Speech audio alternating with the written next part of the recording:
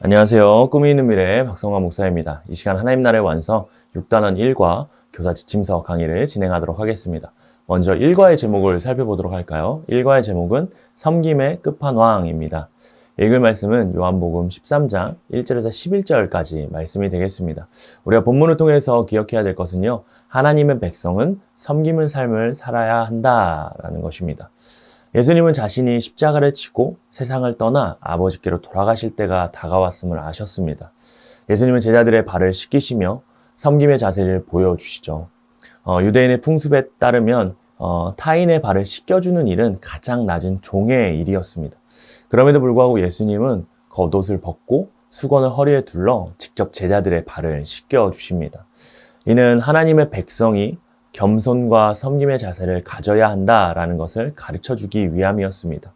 요한복음 13장의 평행 본문인 누가복음 22장에 보면 제자들은 서로 누가 큰지를 논하며 다투고 있었습니다. 예수님이 이런 제자들에게 겸손의 자세로 섬기는 사람이 가장 큰 자이다라는 것을 가르쳐 주십니다. 한 걸음 더 나아가 제자들은 발을 씻겨주시는 행위, 곧 십자가의 보혈을 통해 죄인들의 죄를 씻어주실 것을 예고하신 것이었습니다. 예수님의 은혜를 누린 8절의 말씀처럼 예수 그리스도와 연합된 삶을 사는 것입니다. 예수님은 10절을 통해 그리스도와 연합된 삶을 사는 하나님의 백성은 이미 용서를 받았으며 매일의 죄를 회개하는 일만이 필요하다라고 말씀하십니다.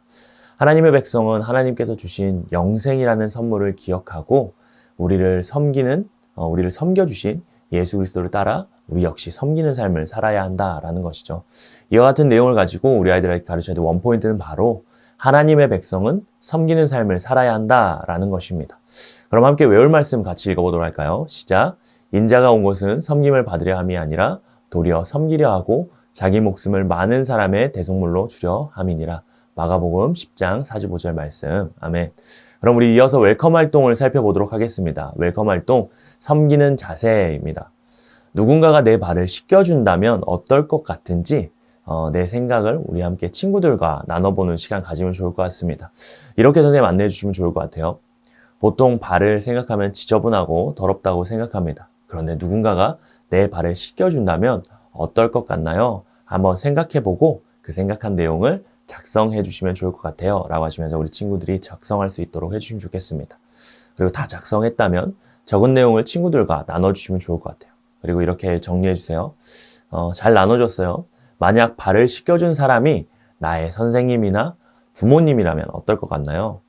오늘 말씀을 보게 되어지면 예수님이 제자들의 발을 씻겨주시는 장면이 나옵니다. 이 말씀을 통해서 우리가 함께 그 내용을 자세히 살펴보도록 할게요 라고 하시면서 어드벤처로 넘어가 주시면 좋겠습니다.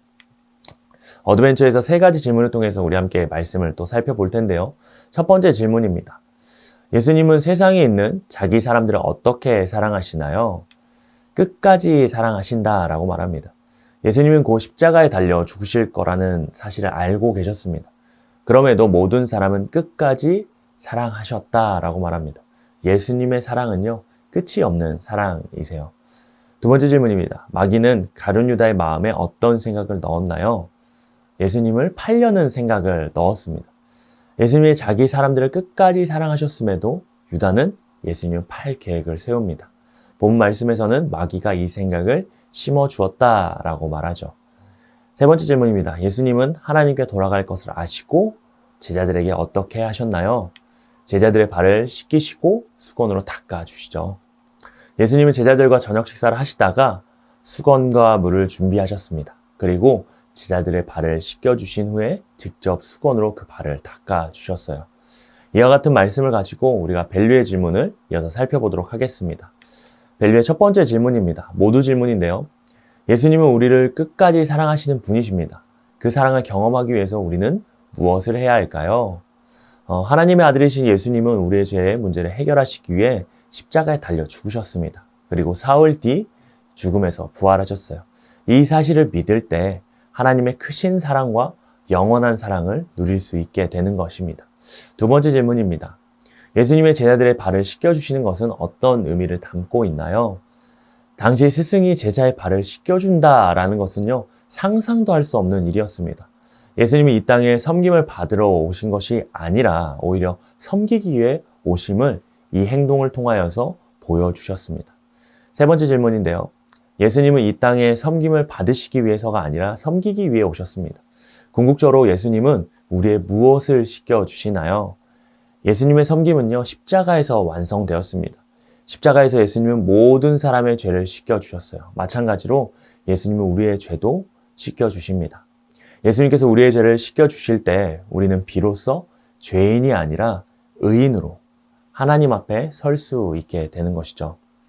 이 섬김에 대해서 우리가 그럼 어떻게 감사하는 삶을 살아갈 수 있을지 우리가 인커리지를 통해서 한번 살펴보도록 하겠습니다. 마지막 인커리지인데요. 예수님은 우리를 더러운 죄에서 건지시고 깨끗하게 해주셨습니다. 우리의 모든 영적인 더러운 부분을 깨끗하게 씻어주신 예수님께 감사함으로 고백하는 기도를 드려보는 시간을 가질 건데요. 예수님이 십자가를 통해서 그 섬김으로 완성하셨습니다. 십자가는 우리의 모든 죄가 깨끗해지는 곳이죠.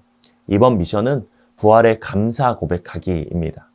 이번 주에 우리의 모든 죄를 깨끗하게 해주신 하나님께 감사하는 기도를 한번 적어보는 겁니다. 먼저 감사의 내용을 우리 친구들이 다 적을 수 있게 해주시고요. 그 감사의 기도 내용을 바탕으로 감사 기도문을 작성하는 겁니다. 그리고 기도를 매일매일 하면서 그 감사가 넘쳐나는 그 주님께서 나를 씻겨주신 것에 감사하는 친구들 될 수 있도록 선생님께서 안내해 주시고 기도해 주시고 일과 공과를 마무리해 주시면 감사하겠습니다. 일과에서는요, 하나님의 백성은 섬기는 삶을 살아야 한다라는 것을 배웠습니다.